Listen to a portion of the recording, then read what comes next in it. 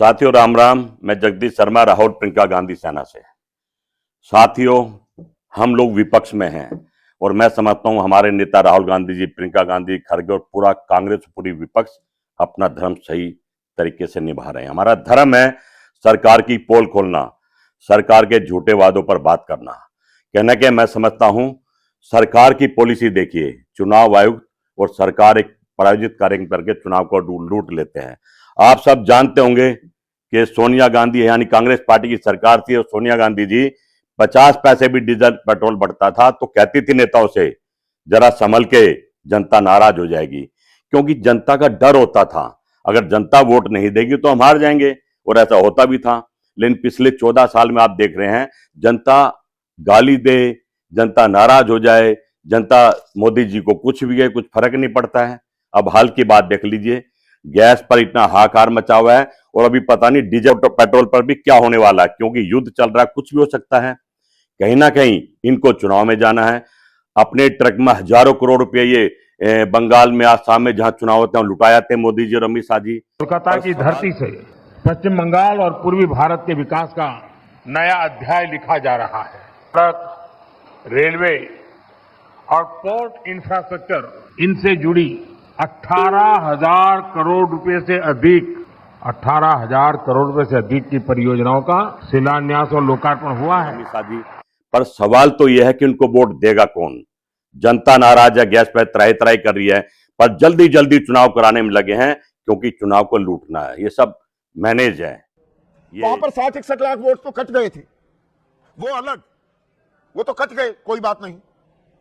पर 60,06,675 वोटर अभी विचाराधीन है कि ये वोटर हैं भी या नहीं, ये वोट डाल पाएंगे या नहीं।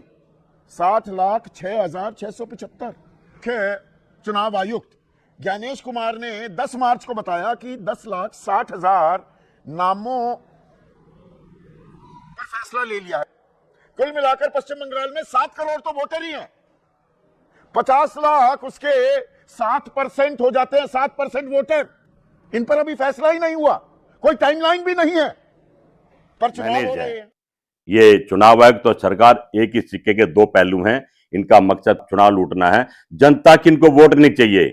अभी देखिए एसआईआर बंगाल में ममता जी ने, पूरी विपक्ष ने बड़ा विरोध करा।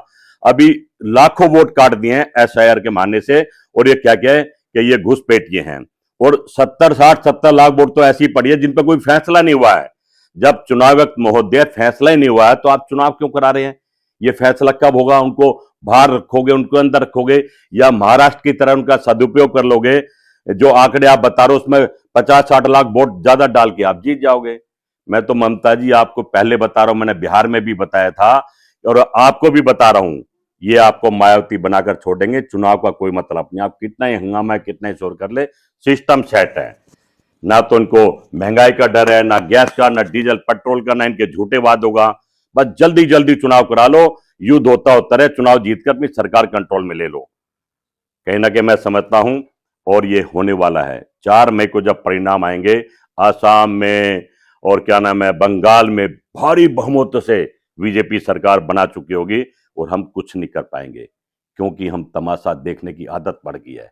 हम इनका विरोध नहीं कर पा रहे हैं।